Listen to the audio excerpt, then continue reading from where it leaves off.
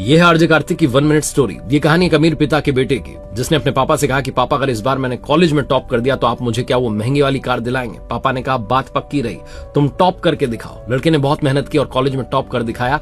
College से ही call किया कि पापा इस बार मैंने एग्जाम में टॉप किया है, आप गाड़ी मंगवा लो और आंगन में खड़ी करवा दो, मैं घर आ रहा हूँ। घर पहुंचा तो देखा आंगन में गाड़ी नहीं थी। उदास मन से पिताजी के कमरे में गया और जाकर के देखा तो पिताजी गिफ्ट हाथ में लेकर के खड़े थे। उन्होंने वो गिफ्ट बेटे को दिया और कहा बेटा ये तुम्हारे लिए। बेटे ने अनमने मन से उन्हें प्रणाम किया और अपने कमरे में चला गया। गिफ्ट को अनरैप किया तो अंदर रामायण जी थी। उसका दिमाग खराब हो गया कि मांगा क्या था और मिला क्या। घर छोड़ के चला गया, चिट्ठी लिख के चला गया कि पापा अगर आज माँ जिंदा होती तो मेरा मन पसंदीदा गिफ्ट मुझे मिल जाता, लेकिन आप तो मेरी ख्वाहिश पूरी नहीं कर पाए। वो शहर छोड़ के चला गया, नंबर चेंज कर लिया, पिताजी से कोई कॉन्टैक्ट नहीं। नौकरी की, मेहनत की, बिजनेस शुरू किया और फाइनली वो कार खरीद ली जो पिताजी से मांगी थी।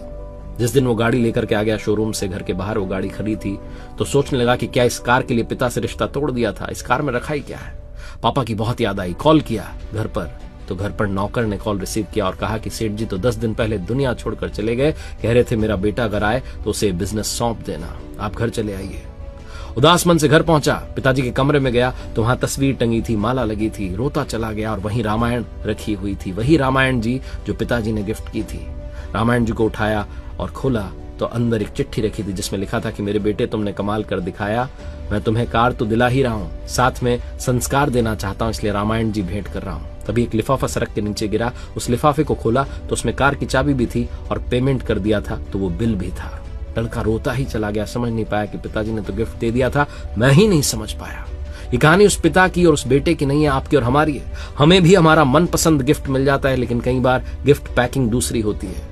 ऊपर वाले हमारी हर ख्वाहिश को पूरी करते हैं, भगवान हमें हर वो गिफ्ट देता है जो हम चाहते हैं, लेकिन कई बार पैकिंग दूसरी होती है, हम समझ नहीं पाते और उन्हें कोसने लगते हैं। भगवान के दिए हर गिफ्ट को स्वीकार करना सीखिए, यही जिंदगी का सबसे बड़ा रहस्य है।